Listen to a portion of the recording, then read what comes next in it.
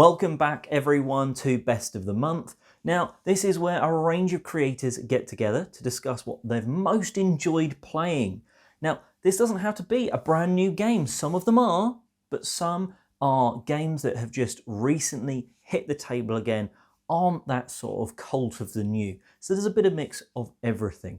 Now, without further ado, let's pass over to the first creator. Hey everybody, today Rahdo runs through the best game I played in February, which has got to be Unsettled. This is such an amazing experience, so much so that it retroactively makes my top 10 games of 2021. I am absolutely blown away by it. The art, the presentation, the packaging is incredible, but all that pales in comparison to the two big things about this game that's really wonderful. The storytelling, world-building writing is one thing, because the alien planets we are exploring, we're a bunch of scientists, and we have crash landed, and we're trying to survive on these unsettled planets, is just second to none. This is some of the best hard science fiction I have ever seen in any medium. Forget about just board games in general. And every planet you explore is full of really amazing, mind-bending ideas that really couldn't be realized in a TV show or movie. The budgets would be too high. But here you are truly exploring and getting a sense of awe and wonder of what the universe could have in store for us. So I love that. And just as much, almost, I love the gameplay. This is a cooperative exploration adventure game. It's driven by dice worker placement. There's a constant war of attrition as these alien environments are beating us down as we're trying to make scientific discoveries. Yes, we're going to science the bleep out of it to solve our problems in this game. And it's always a race against time. And I'm absolutely gobsmacked by how wonderful it is. Now, I'm going to cheat a little bit and give an honorable mention to La Granja, the Deluxe Master Set. I said this is the best new game I've played, but La Granja has always been in my top 50 games of all time. I got to play the new version in prototype form, and it was so great to revisit an old friend full of all kinds of new tricks. There's new modules in here designed by Stefan Feld and all other kinds of really great designers. So La Granja has got even better. So I'm hard-pressed to say which of these two I like more, but this is a little something old, this is a little something new, and February was a fantastic month. And thanks for watching, everybody. Let's go to the next segment. Hey everyone, Dan here, aka Chairman of the Board. I just want to say a big thank you to Ollie for inviting me onto his channel to talk about my favourite game of the month. So be prepared to roll your eyes because my favourite game of the month is Ark Nova. Yes, I know there's a bit of an echo chamber at the moment, people gushing over this game, but you know what, sometimes I think that is warranted and games become popular for a reason. So Ark Nova is a pretty involved Euro strategy game about trying to build a zoo from scratch. So you're building the enclosures, you're shipping animals in from all over the world, trying to create lots of cool card combos to get those sweet victory points. I love the core mechanism of this game. We have these 5 basic actions, and the longer you wait to take those actions again, the more powerful they become. So really well executed, particularly for a first-time designer. So yeah, can't say enough good things about Ark Nova. The hype was even big before I played this one, and it still exceeded my expectations. So definitely recommend checking out this wonderful game. So if you're not familiar with me, I am Dan, again the chairman of the board, and my channel generally covers more involved mechanical strategy games and hidden gems. So I'd more than welcome you to come over to my channel and check out my content. But for everyone else, I'll see you all next time and hopefully see you next month. So bye for now. Hi, it's Barb MeeplePhD, and my favorite play for February 2022 is Gloomhaven Jaws of the Lion. Now, I'm not going to lie, I wasn't really looking forward to this game.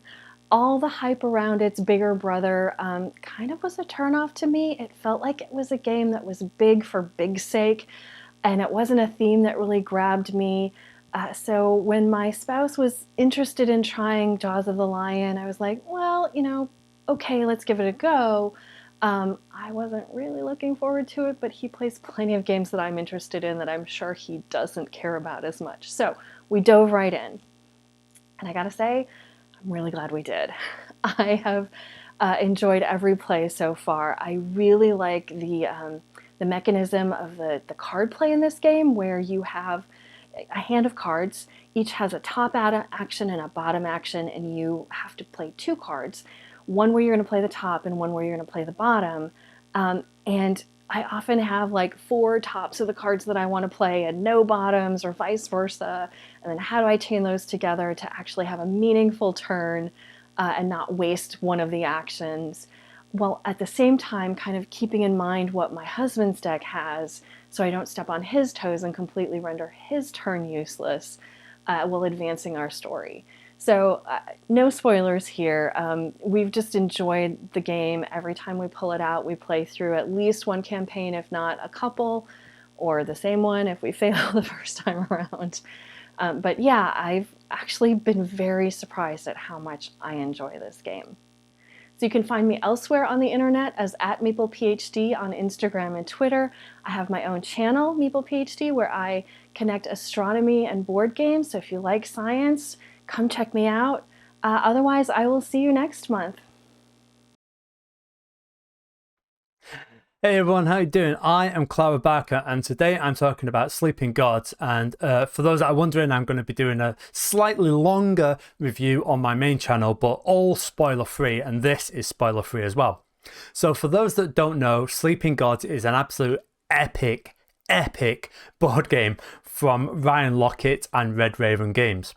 So I really enjoy previous Red Raven games, Above and Below and Near and Far, and they've got these beautiful storytelling aspects to them, and I've always really enjoyed those games, but I've always wished that they were cooperative. Well, this is a cooperative game, but the word epic really is true. So for those that are wondering, me and my best friend have played through one full campaign, and a campaign is just one whole mission. You just keep on going. It's not like it's in chapters, it's just you go and explore.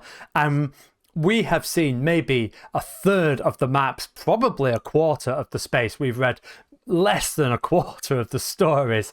There are these totems that you go and find, and we have found, I don't know, about 8 out of about, I don't know, 60 of them or whatever the number is. We have got a lot more to see. And we've played through one campaign that was about 25 hours.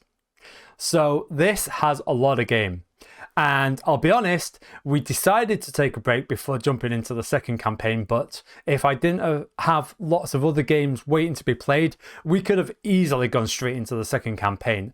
Absolutely. I was ready to go. They were ready to go, but we decided to take a break from the game.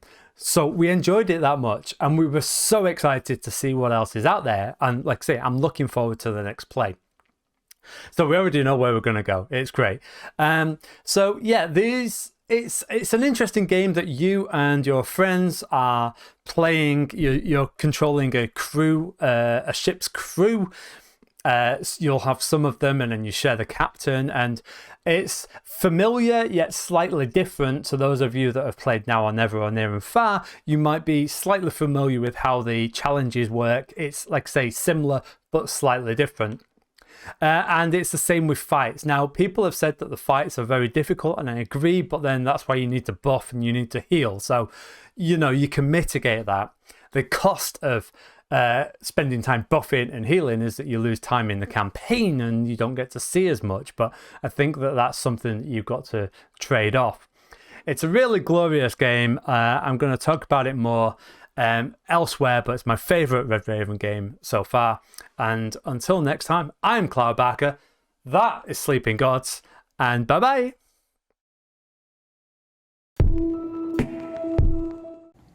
Hey everybody, welcome to our best of the month for the month of February. All right, my pick this month is Mind Management. We've had this game for a little bit, but we finally got to dig into it this month. And here's the thing, I am a huge fan of the world of Mind Management, right? I have all the books, I even have the record. And that thing is super cool. So when they announced that they were making a board game, yeah, I was really excited to get into that. And I was not disappointed, because this package and all this stuff you get, especially in this deluxe edition, is amazing. Look at all these little packages right here. There's like 14 expansions built into the game. Anyway, so it is a hidden movement game where one side is the recruiter, and they're trying to go around the board and recruit all these agents, and then they win if they recruit a certain amount or just run out the clock. Yeah. But then the rogue agent side has to actually find yeah, that has to track them down using like their powers of deduction, their psychic powers of deduction, because this is all a game about psychics versus psychics. And I don't know, this like I really love this game. It's so much fun. We played it a bunch of times this month, and yeah, I don't know, it's really great. So Mind Management is my pick for this month. Well, my pick for this month is The Arctic, which is a really, really fun and interesting game. Which the reason I picked it is because it's so different. So basically, it's polar bears versus penguins in a 2-player game. Mm-hmm. Basically, so penguins have have more. There's more penguins. There's more pieces on the board for the penguins, yeah. But less movement actions and abilities. And it's the opposite with polar bears, with less movement pieces but more abilities. And with those abilities and stuff, you move around and either try to eliminate all but 1 or 2 of the other team, or get to the other side. Yeah, so it's actually really interesting because of like the way the cards the work. differences, right? Where one team has more pieces, but the other team has more cards to move their pieces with. Yeah, I don't know. It was a really fun, like chess-like game. It reminded me a little bit of Onitama, but the actions don't rotate every time. But yeah, But even though you had more movement options, I did destroy you. yeah, you did. Your penguins got past my polar bears, so yeah, that was super fun. All right, well, yeah, that's our picks for the month of February. And I guess we'll see you next month. And if you want to check out some fun stuff on our channel, there's all kinds of cool stuff on there. So, Yep, bye. later.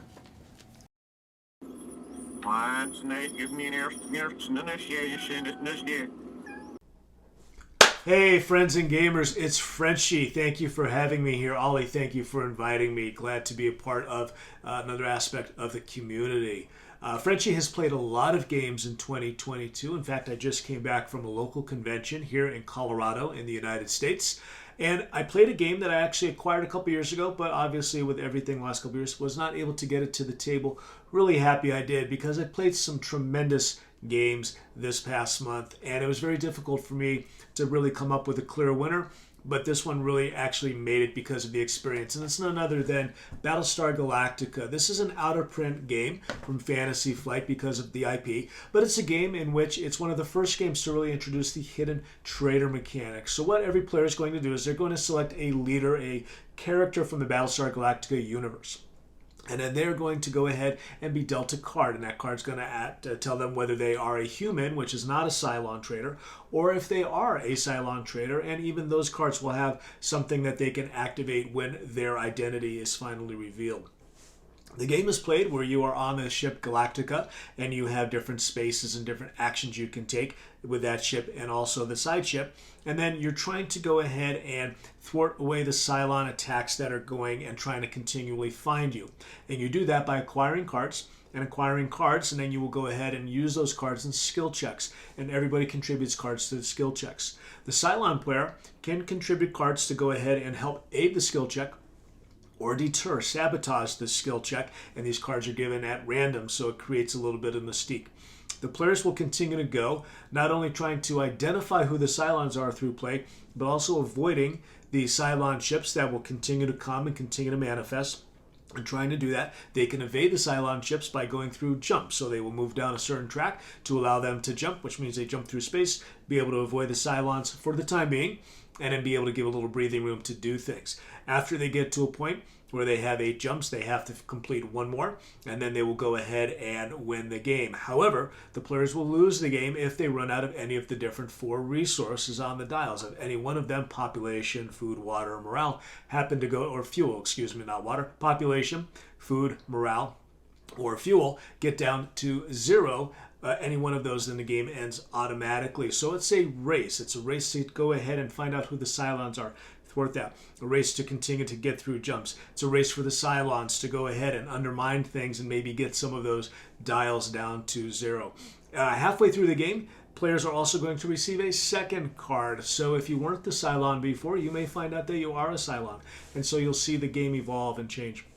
It's a fantastic game where after we were done, a number of players had played this game but haven't played it for years. And then a couple of us were brand new to the game and enjoyed it so much. Really is an underrated game, largely because it's out of print.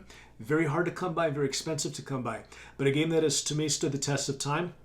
Very thematic in how it holds to the Battlestar Galactica universe. A great social game, a great game to bring people together, and a fantastic game mechanically. And that to me is my best game for February of 2022, Battlestar Galactica. Everybody, Frenchy, thanks you so much. Hope to see you next month. Keep gaming and play nice.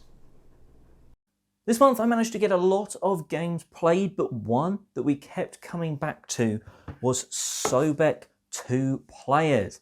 Now, there's something really nice and simple about the way the game plays. The scoring of it is nice and simple, so you can teach it to someone and they can start competing with you straight away.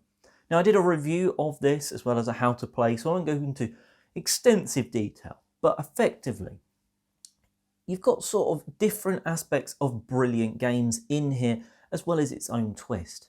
It's got scoring a bit like King Domino in terms of you're getting a group of tiles and you're timesing that up by the number of scarabs. A bit like in King Domino, you're timesing the area by the crowns. So nice and simple there. Then you've got sort of this market in the middle.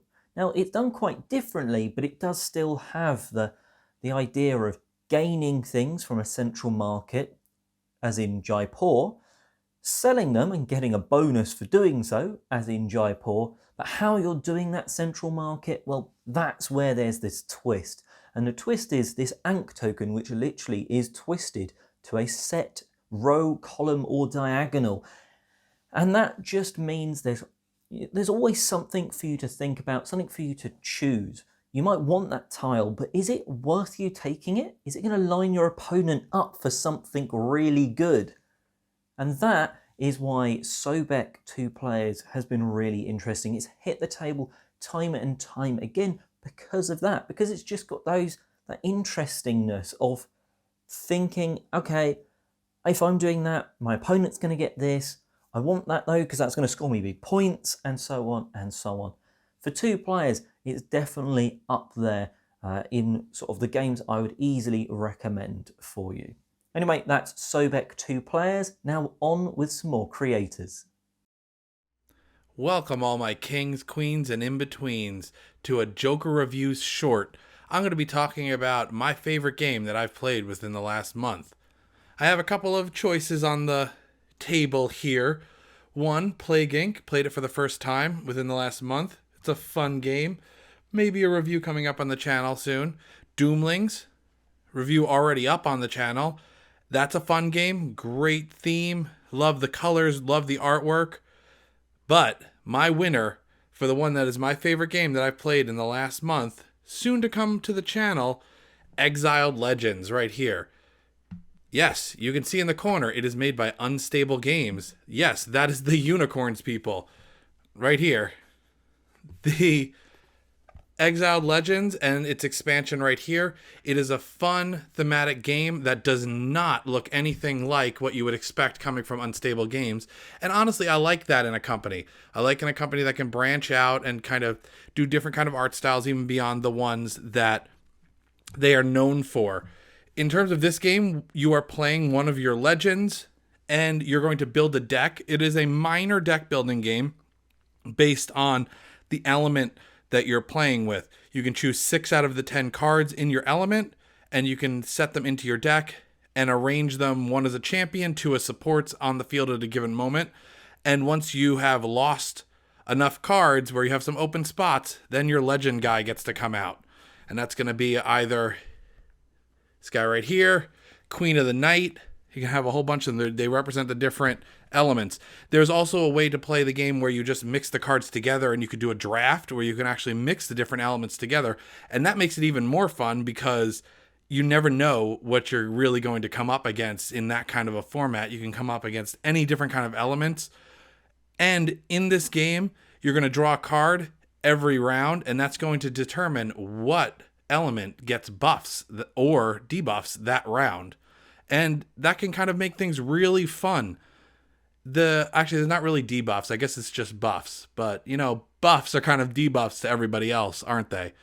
Well, stay tuned because there will definitely be something coming down the pike that I'm going to do on this game because I love it so much. You can find us on King's Entertainment Reviews on YouTube. You can find us on King's Entertainment Reviews at King's Entertainment Reviews on Instagram, and King's Entertainment Reviews, one word, no apostrophe, on Tumblr.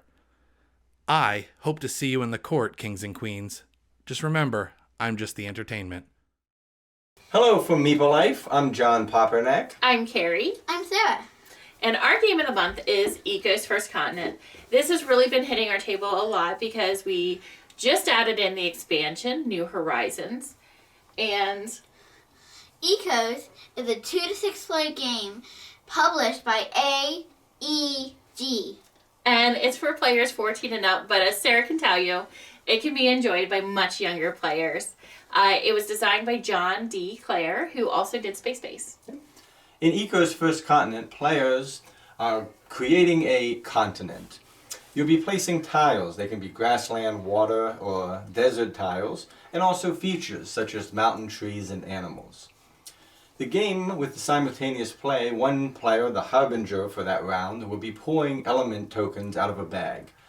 There's 8 different symbols on them. Each player will have a tableau of a couple cards and match those cards with an energy cube. Once you've activated all the correct symbols on that card, you get to activate it. Say, Ecos! Ecos! Ecos! And then whoever has Ecos that round will go in turn order and do the action on their card. So you may be placing a new tile, placing some animals, or moving something, and that creates victory points. Ultimately, the game is played to 80 victory points, or 60 if you want a shorter game. What do you like about the game? So I really like the simultaneous play. I enjoy that everybody gets to do something at the same time. Unlike Space Base, where you have to activate only if you've purchased a certain number, you're always doing something. Mm-hmm. And when you activate your card, it's pretty exciting to see how it affects the map. Sarah, what do you like? I like building the map, and I like how it turned out at the end. That's what I like about it. Yep. I really love the components for this game. The 3D trees and mountains really make the board pop, really colorful. Good variety of animals. And another feature that I've enjoyed more and more as we've played it is initially when you build your tableau of cards, there's a drafting mechanism. So as you get that first group of cards, look at it, and you start to come up with your own strategy. Are you going to be trying to place some trees and make forest, or place mountains farther apart? Different ways that you can score using these cards. So you build kind of your own personal attack or approach for scoring. And every other player is doing their own, and sometimes they might work together, and sometimes they might not. So that's Eco's First Continent. Definitely we recommend this game to everyone. Yes, and please check us out on Vimeo. We have a channel there with some unboxings. We have some top 10s for you to see. We have some weekly videos or monthly videos. And Sarah is beginning her own little channel over there. Every so often she adds a thing or two in there. So you get to see games from a younger perspective. Yep. So thanks so much for watching, and enjoy. Ecos, First Continent. Hi everyone, I'm the Cardboard Kid. If you don't know me, I'm celebrating my 5th anniversary of reviews over on my YouTube channel. So far, I've uploaded over 300 reviews plus dozens of interviews and features. This is my first appearance here, but I'm jumping right in with a big game, Roleplayer Adventures. It's a story-driven campaign game with a choose-your-own-adventure element. You'd think that because it's story-driven, there isn't a lot of replay value, but that certainly isn't the case here. You could replay the game with the exact same characters, let alone one of the other 3 gens, and the way the cards come out, the choices you make, and the way the dice roll will change things up. This isn't just a game where you go along for a ride. You'll be rolling dice, playing cards to mitigate bad luck, and really working together to optimize turns and solve puzzles. That's right, every encounter and every skill check is basically a puzzle to be as efficient as possible. Thankfully, going back to the narrative, failure doesn't mean the end of the world. My review for this will be going up in about a month, and we still have 2 stars left before we finish our first run through. To avoid spoiling too many of my thoughts, I'll just leave things here and say that Roleplay Adventures is the best game I played this month. If you want to see photos and updates on what I'm playing, follow me on Twitter at cardboard_kid. For video reviews, check out my YouTube channel, The Cardboard Kid. Hi, I'm Kat and I play Red. Roll up, the circus is in town. But it's not just any old circus. My game of the month is Dreadful Circus, designed by Bruno Falduti and published by Portal Games. It's a set collection game for between 4 and 8 players that plays in around 45 minutes. You'll begin the game with a hand of cards, but don't get too excited about them, you won't get to keep them. You'll choose one attraction to place in front of you. Then, each turn, one player is the seller. This round, I'm going to sell this card. Now, my opponents have to make me offers for that card. But there's a twist. Each of them puts their bids in the wagon. Now, I can look at these wagons and decide to take an offer or not. However, I can never go back. So let's have a look at this green one. Oh, in secret, don't let my opponent see it. It was a measly offer, so I'm going to say, no thank you, Mr. Green Player. Now let's have a look at pink. Oh, in secret. Oh, that's quite a nice offer. Now, do I choose to accept that or risk it for what's in the blue box? I'm actually going to take Pink's offer. I take the contents of their wagon, pop them behind my screen, and Pink gets the card. However, at this point, I don't know what blue offered me. I may have refused a much better offer from them. Who knows? Play continues until each player only has 3 cards left in their hand. At the end of the game, you're going to choose one attraction to put into play and count your points. The points are conveniently shown on the back of your player screen. You'll get points for contracts of different types, but you'll also get points for having the majority of each type. Then these cards will give you points if you have different ones, and your attraction cards will score you various different things according to what's on the card. You'll then get points for coins, and whoever has the most points is the winner. Dreadful Circus is a lot of fun. It's very sneaky. It's super colourful and wacky, and we love that. The only downfall is you need a minimum of 4 players. But for those occasions when you have a large group, it's hilarious. So that is Dreadful Circus from Portal Games, available now. Thanks for watching. See you next month. Bye. Hello and welcome to the best of the month. My name is Adam from Board at Home, and my best of the month for February is this game here, Sobek 2 players.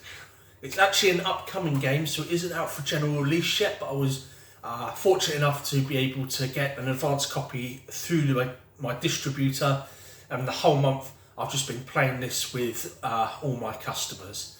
So in this game, the objective is to collect sets of tiles, such as these here, and score the points at the end of the game. To score the points, it will be the amount of tiles in that set times the amount of scarabs on the set there. As you can see from the front of the box, Bruno Cathala is one of the designers here, so you'll recognise that scoring system as reminiscent of King Domino. We also have Sebastian Pochon, who developed Jaipur, so you've got a real mix of those two games coming together, the set collected and the sort of mercantile theme from Jaipur with the scoring system from King Domino. So over the course of the game, you will be moving this Unk around a board. The movement of the Unk will be determined by the arrows on the pieces. So you can see here, these have got different arrows in different orientations. When you take your piece, you will place the unk into that orientation, so then the other player will be looking to take a piece from that line. It also has a lovely little catch-up mechanic called corruption, where if you do pass over any tiles in your pursuit of other tiles, those ones will then go face down onto your corruption board, and then at the end of the game, whoever has the least corruption is able to get some coins out of the bag here. There's a lot of versatility in the game, a lot of variability, so when you're setting up the tiles it will be randomised, so each time the board will look slightly different, which means that you'll be going after different things each time as well. There's a lot of strategy to the game. There's 3 different possible actions that you can perform, either moving your unk, selling a set of tiles, or playing a character card. These will appear face down, and these will give you different one-off actions. When you sell a set of tiles as well, you'll also be able to take one of the 5 Pyrrho tokens that are set up at the start of the game. These will give you things such as taking another turn, adding corruption to your opponent's corruption board, adding scarabs to one of your sets, and things like that. You only use 5 of them in the game, although one of the characters does give you the ability to use 1 more outside of the game. But ultimately, when those 5 are gone, they're gone, and you get those from selling sets. So there's a bit of an advantage there to try to sell sets sooner rather than later, because you will be able to take some of those bonuses, those benefits, before your opponent does. It's a really bright, colourful game. It's easy to set up, and it's been a delight to teach. A lot of people that have come in have played King Domino, have played Jaipur, so they know exactly what's going on coming into this game, and I think that is a fantastic appeal to Sobek, the 2-player version. If you'd like to play the game, then we do have this copy in the boardroom in our shop, so that's on Ramsgate High Street. That's 107A High Street, Ramsgate. So if you live in the local area or a little bit further and you want to come try this game out, just come on down to the shop. We have it in the demo area, and I'll be happy to sit down with you and give you a game. So that is our best of the month for Board at Home. I'm really excited to see what the other guys do.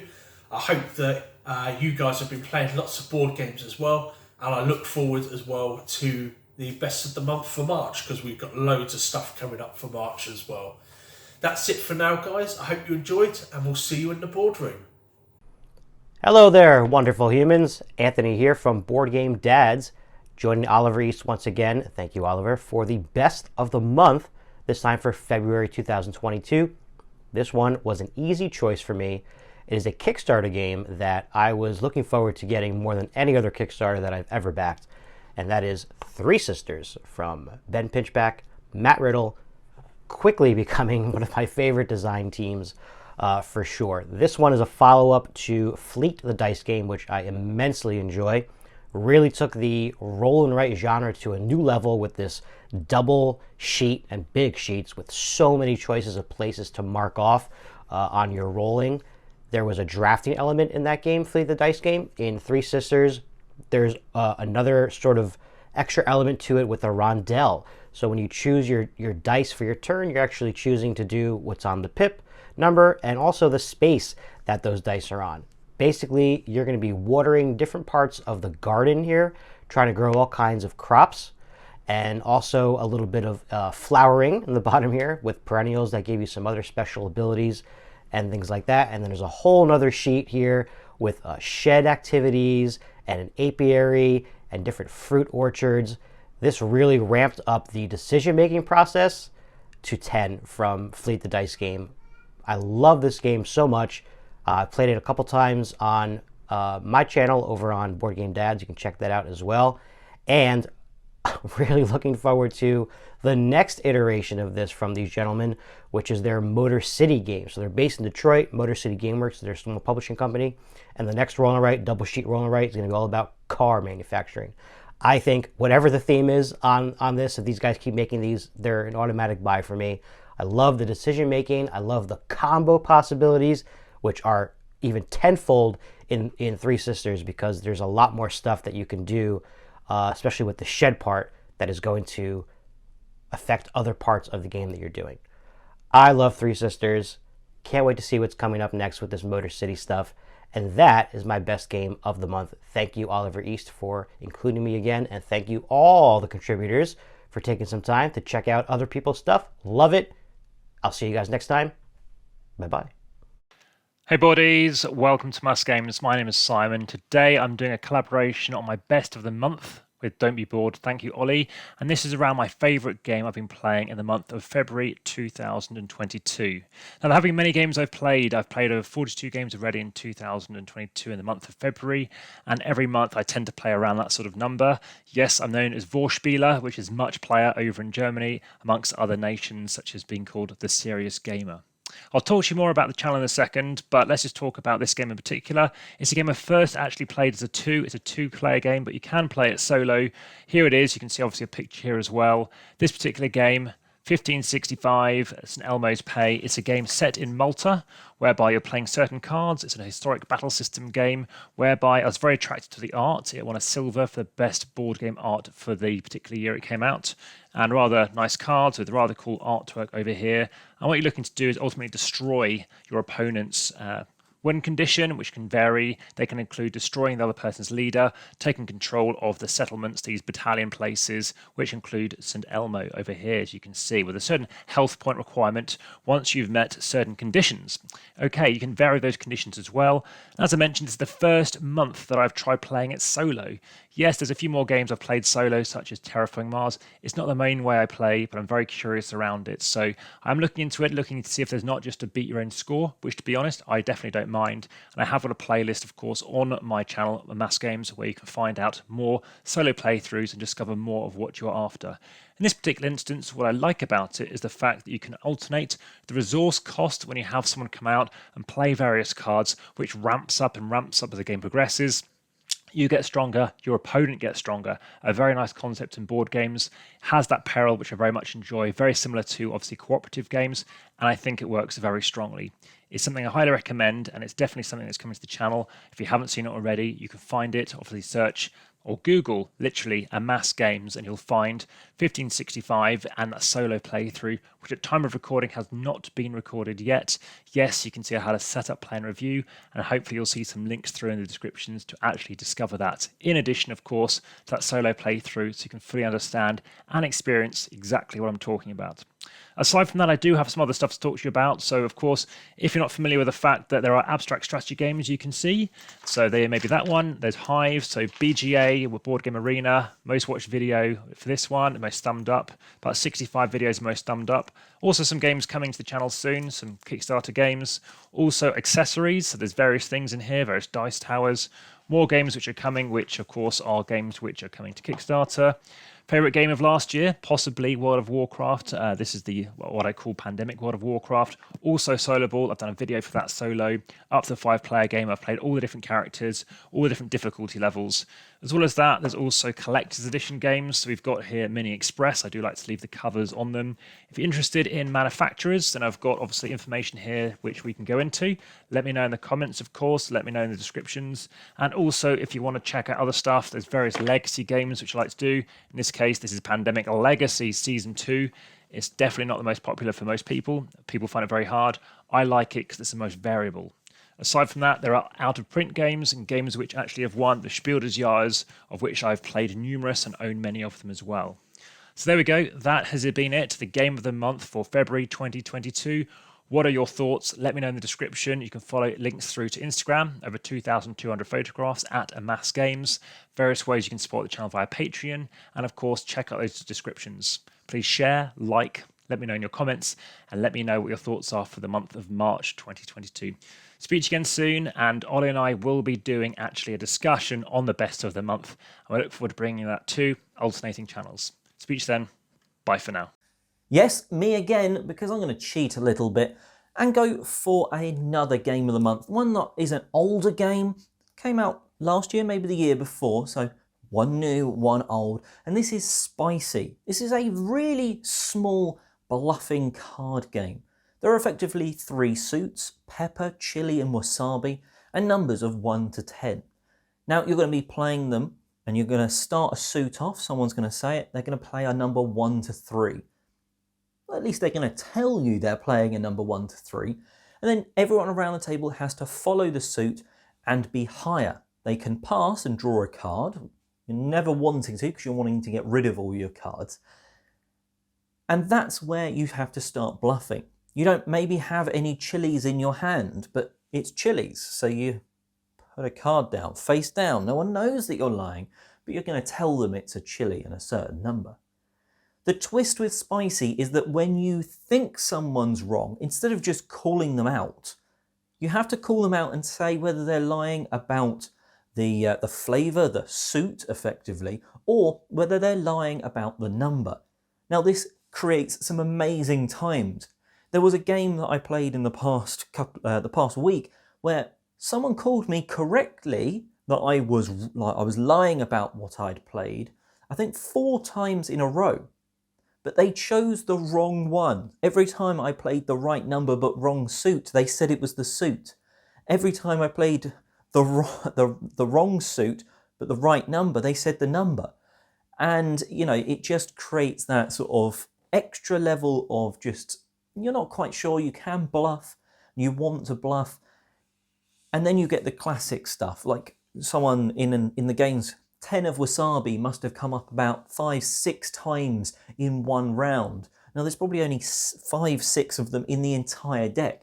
Some of them had to be lies, but we weren't sure which, and not calling is sometimes just as risky because they're getting the cards out of their hand, as risking it and going for it. So there's a dilemma of I want to call them out, but I don't know how they're lying.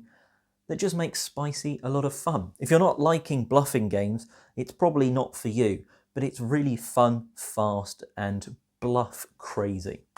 Anyway, that about wraps us up today. Go and check out all of the creators involved. Their links will be in the description box below. I hope you've found some games that you'd not heard of. Maybe you've heard of them, but you didn't really know how potentially good they were. Remember, you don't need every single game. This is what we have enjoyed most. But you might not have quite the same tastes. It's always fine to only own 1 or 2 games or a whole shelf.